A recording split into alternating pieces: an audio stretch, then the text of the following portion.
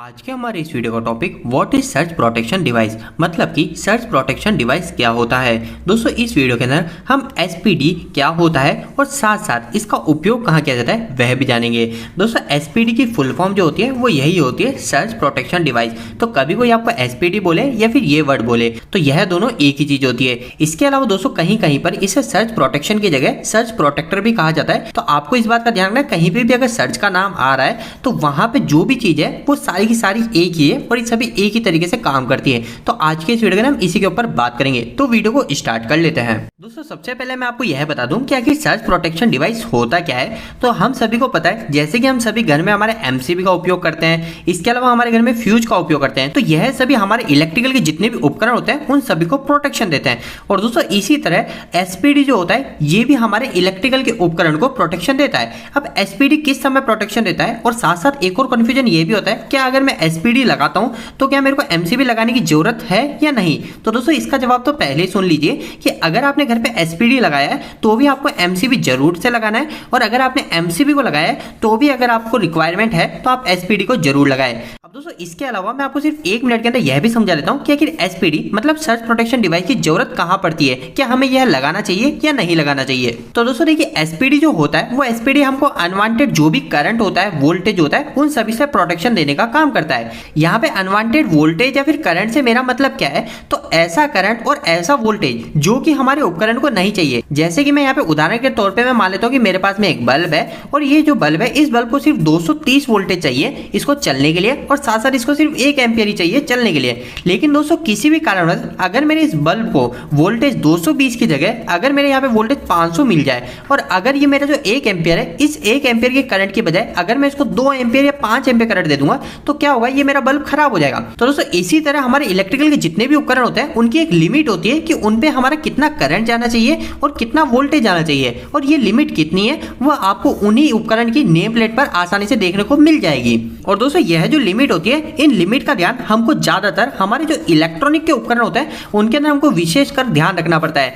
क्योंकि हमारे इलेक्ट्रॉनिक के जो उपकरण होते हैं वो ज्यादा सेंसिटिव होते हैं। अगर उसमें थोड़ा भी ज्यादा करंट या वोल्टेज चले जाता है तो वो जल्दी खराब हो जाते हैं एक इलेक्ट्रिकल उपकरण के मुताबिक।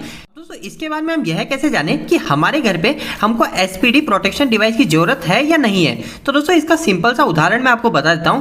जैसे कि आपने कई बार देखा है कि हम हमारे घर पे एक मोटर को स्टार्ट करते हैं। अब मोटर को स्टार्ट करते समय क्या होता है, हमारे घर पे अगर कोई लैंप लग रहा है तो वो लैंप एकदम से थोड़ा डिम हो जाता है, मतलब धीरे चलने लग जाता है। फिर वापस से हम जब मोटर को ऑफ करते हैं तो लैंप वापस एकदम से तेज चलता है, फिर वो वापस से नॉर्मल कंडीशन में आ जाता है। तो दोस्तों ये जो प्रोसेस होता है, मतलब मोटर स्टार्ट हुई, हमारा लैंप धीरे चला, तो इस समय क्या हुआ, हमारे लैंप को पूरे वोल्टेज करंट नहीं मिल पाते हैं, इसके कारण ये क्या लैंप डिम हो जाता है। और फिर बाद में जैसे ही हमारे इस मोटर को हम ऑफ करते हैं तो इस समय मोटर के ऑफ होते हमारे इस लैंप को एकदम से सडन में काफी हाई ज्यादा वोल्टेज मिल जाता है, हाई ज्यादा करंट मिल जाता है। तो इस कारण से हमारा जो लैंप है वो लैंप एकदम से तेज ग्लो होता है, फिर बाद में वो नॉर्मल कंडीशन में आता है। तो दोस्तों यह जो एकदम से स्पाइक्स आता है वोल्टेज और करंट के अंदर, मतलब हमारा वोल्टेज जो एकदम से बढ़ता है या फिर हमारा करंट एकदम से बढ़ता है, तो उसको क्या बोलते हैं हम स्पाइक्स। और वह जो स्पाइक्स आते हैं उस स्पाइक्स से ही बचने के लिए हम सर्च प्रोटेक्शन का इस्तेमाल करते हैं। और दोस्तों इन्हीं सब के अलावा सर्च प्रोटेक्शन का इस्तेमाल एक और जगह काफी ज्यादा किया जाता है, वो किया जाता है हमारे लाइटनिंग से बचने के लिए। अब ये लाइटनिंग क्या होता है, तो लाइटनिंग होता है दोस्तों हमारे आकाशीय जो बिजली गिरती है, जब हमारे बारिश होती है तो बादल गरजते हैं तो बिजली गिरती है,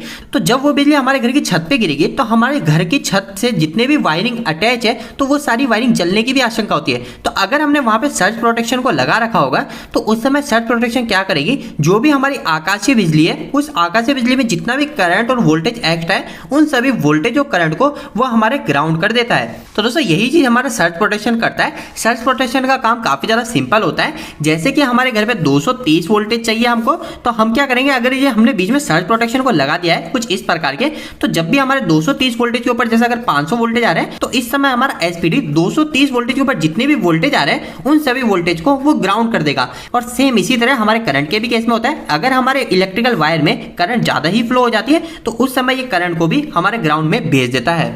अभी तक आपको यह तो पता चल गया कि आखिर एसपीडी क्या होता है और इसे इस्तेमाल क्यों किया जाता है। इसके अलावा दोस्तों मैं आपको कुछ और महत्वपूर्ण पॉइंट बता देता हूँ इस सर्च प्रोटेक्शन रिलेटेड। सबसे पहली चीज कि सर्च प्रोटेक्शन तभी लगाया जाता है जब हमारे घर पे एक प्रॉपर अर्थिंग हो रखी है। अगर हमने हमारे घर पे अर्थिंग नहीं कर रखी तो हमारे सर्च प्रोटेक्शन नहीं लगा सकते। अभी आप ये तीनों सर्च प्रोटेक्शन देखेंगे तो ये जो सर्च प्रोटेक्शन है ये हमारे सिंगल फेज सप्लाई के लिए, तो यहाँ पे ऊपर क्या करेंगे, हम हमारे एक फेज वायर को या फिर हमारे एक न्यूट्रल वायर किसी भी एक वायर को लगा देंगे और नीचे जो है यहाँ पे हम हमारे अर्थिंग को लगा देंगे। तो अब क्या होगा, जब भी हमारे फेज या न्यूट्रल में हाई करंट या हाई वोल्टेज आएगा तो हमारा ये सर्च प्रोटेक्शन क्या करेगा, जितना भी हाई करंट और वोल्टेज है उस वोल्टेज को ये हमारे नीचे इस ग्राउंड के साथ कनेक्ट कर देगा और हमारा जितना भी एक्स्ट्रा करंट है वो हमारे इस अर्थिंग में चले जाएगा। तो यही काम हमारा सर्च प्रोटेक्शन का होता है। और सर्च प्रोटेक्शन के अंदर सबसे पहली चीज होती है कि हमको अर्थिंग अनिवार्य है, चाहे आप कोई सा भी सर्च प्रोटेक्शन लगा रहे हो। अब इसके बाद में दोस्तों दूसरा एक और पॉइंट यह भी आता है कि सर्च प्रोटेक्शन जो होते हैं वो कभी भी आप लगाने जा रहे हैं तो आपको इस बात का ध्यान रखना है कि आप घर पे हमारे एसी ही सर्च प्रोटेक्शन लगाएं, क्योंकि जो सर्च प्रोटेक्शन आते हैं जो एसपीडी आती है वो एसी भी आती है और डीसी भी आती है। अब ये एसी और डीसी तो आपको आसानी से पता चल जाएगा। जैसे अगर हम एसी देखेंगे तो इस पे यहाँ पे एल लिखा होगा, एन लिखा होगा, लाइन न्यूट्रल लिखा होगा। जबकि अगर हम डीसी सर्च प्रोटेक्शन को देखेंगे तो यहाँ पे लिखा हुआ है डीसी प्लस और यहाँ पे लिखा हुआ है डीसी माइनस। यहाँ पे अगर प्लस माइनस भी लिखा हुआ है तो इससे हमको पता चल जाएगा आसानी से कि हमारे डीसी सर्च प्रोटेक्शन है ये हमारे किस जगह लगाया जाएगा, ये हमारे सोलर पैनल पे लगाया जाएगा। इसके अलावा जहाँ पे भी हमारा डीसी सिस्टम हो रहा है वहां पे हम डीसी सर्च प्रोटेक्शन को ही लगाएंगे। इसके अलावा दोस्तों आपको यह तो इतने सारे सर्च प्रोटेक्शन दिख रहे हैं, पर इसके साथ में आपको ये भी दिख रहा है, तो आखिर ये क्या है। तो दोस्तों यह भी हमारा एसपीडी ही है, सर्च प्रोटेक्शन डिवाइस ही है, पर ये जो एसपीडी है ये पर्टिकुलर किसी एक उपकरण के लिए है। देखिए दोस्तों क्या होता है, कभी कभी हमारे घर पे हमको रिक्वायरमेंट नहीं होती है, हम चाहते हैं कि हमारे घर पे हम इतना महंगा डिवाइस नहीं लगाए, क्योंकि अगर हम एक सर्च प्रोटेक्शन की बात करें तो हमारे सिंगल फेज घर के लिए हमारे 3 से 3,500 के आसपास का आपको मिलता है। अब दोस्तों यह जो 3 से 3,500 रुपए ये सभी अपने घर में नहीं लगवाना चाहते, तो इस समय क्या करते हैं वो, अगर कोई उनके घर में ऐसा उपकरण है जो काफी ज्यादा सेंसिटिव है तो वहां पे वो इस तरीके का एक हमारे सर्च प्रोटेक्शन ले आते हैं। इस सर्च प्रोटेक्शन में क्या होता है, ये डायरेक्ट हमारे प्लग के अंदर चले जाता है, जैसे नॉर्मल हमारा प्लग लगता है वैसे हमारा चले जाता है और फिर बाद में हम हमारे उपकरण को इससे कनेक्ट कर देते हैं। यहाँ पे हमारा फेस होगा, यहाँ पे हमारा न्यूट्रल और हमारा जो उपकरण है वो उपकरण हमारे सॉकेट से चल जाएगा। तो इस तरीके के डिवाइस भी हमारे मार्केट के अंदर मिलते हैं, इसकी कीमत थोड़ी कम होती है। अगर आप आपके घर के लिए इनमें से किसी भी तरीके का सर्च प्रोटेक्शन देख रहे हैं तो मैं कोशिश करूंगा कि इसी वीडियो के डिस्क्रिप्शन बॉक्स में कुछ अच्छे सर्च प्रोटेक्शन के लिंक डालूं ताकि आपको आसानी हो जाए कि आप सर्च प्रोटेक्शन कैसे खरीद सकते हैं। इसके अलावा दोस्तों सर्च प्रोटेक्शन डिवाइस के अंदर आप देख सकते हैं कि हमारे सर्च प्रोटेक्शन हमको इंडिकेट भी करते हैं कि आखिर ये सही है या फिर खराब है। कभी भी हमारा सर्च प्रोटेक्शन खराब हो जाता है तो जैसे इसके अंदर यहाँ पे इंडिकेट कर रखा है, ये हमारा अभी ग्रीन कलर का है, जब ये हमारा ब्लैक कलर में कन्वर्ट हो जाएगा तो मतलब हमारा ये जो सर्च प्रोटेक्शन है इधर का ये एक फेज का ये हमारा खराब हो चुका है। अब खराब होने पर आप क्या करेंगे, पूरा सर्च प्रोटेक्शन नहीं चेंज करेंगे, ओनली फॉर हमारा इस पोर्शन को आप निकाल लेंगे और यह जो पोर्शन है ये पोर्शन हमारा नए से रिप्लेस हो जाता है। मतलब हमको ये पूरा का पूरा बेस वापस से चेंज नहीं करना पड़ेगा। इसके अलावा दोस्तों एक और पॉइंट कि आखिर हमारा जो सर्च प्रोटेक्शन डिवाइस होता है ये हमको कितने वोल्टेज कितने करंट पे सुरक्षा देता है। तो इसके लिए मैंने यहाँ पे एग्जांपल पे आपके सामने ये सर्च प्रोटेक्शन डिवाइस लगा के रख रखा है। अभी आप देखेंगे कि हमारा 2 पोल का सर्च प्रोटेक्शन डिवाइस है जिसके नाम एक में फेस जोड़ेंगे और एक के अंदर न्यूट्रल को जोड़ेंगे। तो मैंने एक फेस और एक न्यूट्रल जोड़ दिया। इसको दोस्तों एक पैरेलल के अंदर ही लगाया जाता है, ऐसा नहीं है एमसीबी की तरह इसमें इनपुट आउटपुट नहीं दिया जाता। इसको सिर्फ हम हमारे घर पे पैरेलल में लगा देंगे और दूसरी साइड क्या कर देंगे, हम इस साइड अर्थ कनेक्ट कर देंगे और हम हमारे घर के जितने भी उपकरण उन उपकरणों को नॉर्मल चलाते रहेंगे। अब कुछ भी प्रॉब्लम आएगी तो ये हमारा उसी तरह से बिहेव करेगा। कुछ भी ज्यादा करंट आए तो वो हमारे अर्थ के अंदर चले जाएगा इस फेज के थ्रू। मतलब सिंपल सा यही है कि हमारे नॉर्मल कंडीशन में तो एनओ रहेगा, ये हमारा फेस इससे लिंक नहीं रहेगा अर्थ से, पर जैसे हमारा हाई करंट हाई वोल्टेज आया तो ये हमारा जो है ये एनसी हो जाएगा और हमारा जो फेस में एक्स्ट्रा करंट है वो हमारे अर्थिंग से चले जाएगा। अब दोस्तों नेक्स्ट आगे एसपीडी हमें कितने वोल्टेज कितने करंट से सुरक्षा देगा, तो जैसे कि मैंने आपको बताया ये हमारे 275 वोल्टेज के ऊपर जैसे ही हमारे वोल्टेज चले जाएंगे तो हमको ये प्रोटेक्शन देने लग जाएगा। मतलब 275 वोल्टेज के ऊपर जितने वोल्टेज आएंगे वो हमारे अर्थिंग में ये भेज देगा। अभी कितने वोल्टेज तक काम करता है, तो दोस्तों यहाँ पे आपको दिख रहा है, ये मैंने यहाँ पे इसलिए लिखा है क्योंकि यहाँ पे आपको क्लियर विजिबल नहीं होगा। तो दोस्तों यहाँ पर अभी आपको क्लियर नहीं दिख पा रहा होगा, पर इस पे यहाँ पे लिखा हुआ है 1.5 kV। मतलब कि अगर हमारे 1500 वोल्टेज तक भी अगर हमारे घर के अंदर आ जाते हैं गलती से तो हमारे जो सर्च प्रोटेक्शन डिवाइस होगा ये उसको आसानी से अर्थ कर देगा। इसके अलावा दोस्तों अगर हम करंट की बात करें तो यहाँ पे करंट की वैल्यू भी लिखी हुई है 20 से लेके 40 के, मतलब कि 20,000 एम्पियर से लेके 40,000 एम्पियर तक अगर हमारे घर की लाइन में एम्पियर आ जाता है तो ये हमारे उसको अर्थ कर देगा। दोस्तों कई लोगों के मन में यहाँ पे यह भी क्वेश्चन आएगा कि इतने सारे एम्पियर आएंगे तो हमारे घर की लगी वायर भी खराब हो जाएगी, सब भी खराब हो जाएगी।